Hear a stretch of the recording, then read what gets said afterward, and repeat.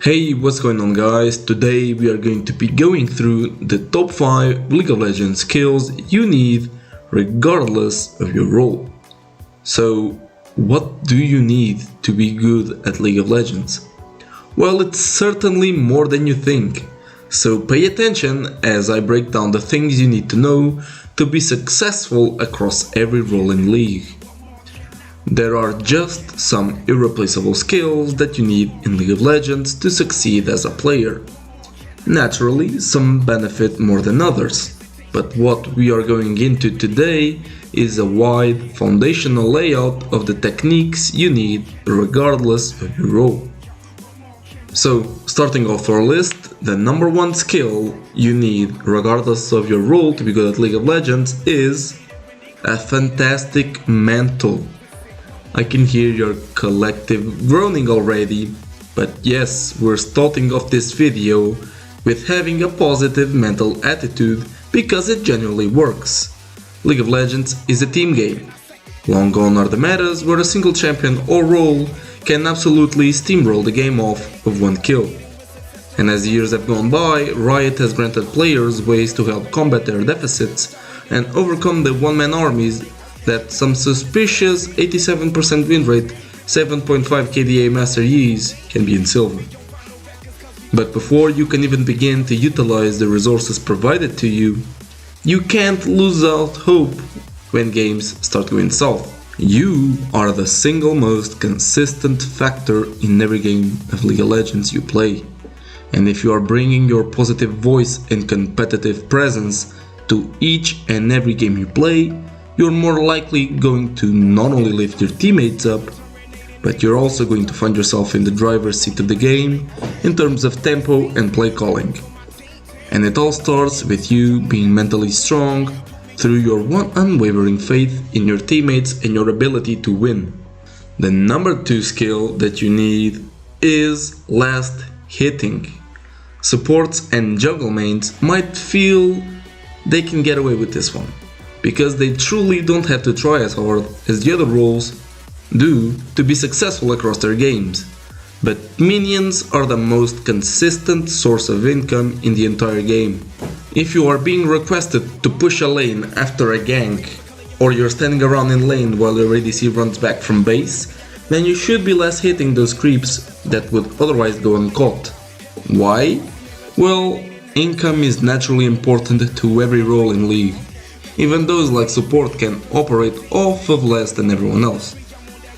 An extra bit of gold here and there can translate into you backing and returning with a full item over a component versus your opponents. Or you may be able to use a pink ward to avoid that planned gank the enemy jungler was trying to pull off, and it all came off of the fact that you were able to catch minions from the last wave you held or push forward. And this is all the more important for top, mid and ADC. You guys' entire success in the game depends on your income versus the enemy's laner. With minions being the most safe and efficient way to gain income in League, then it's natural you want to have mastered your acclimation of wealth on your chosen champions. Further, tie your skillful last hitting with a deep understanding on how to manipulate the waves and set up the various pushes and freezes that can be propped up in your lane, and on that alone you're likely to ascend to the next division from where you currently are. This brings us on to the 3rd skill, which is map awareness and warding.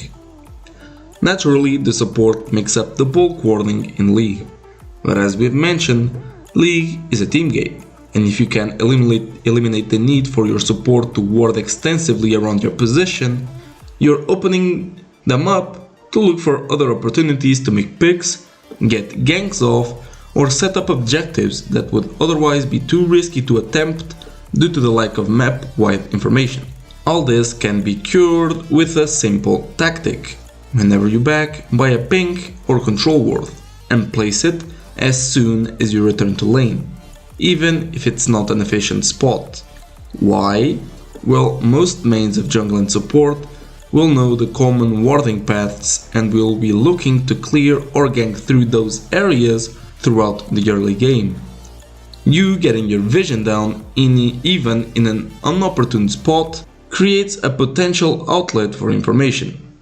Even the briefest moment where a roamer easily catches the ward outcreates a 4 auto-attack timer to make a play. And while that might not sound like a lot, there are a plethora of champions that can instantly jump in and take advantage of the fact that they see they have a power and safety advantage in lane.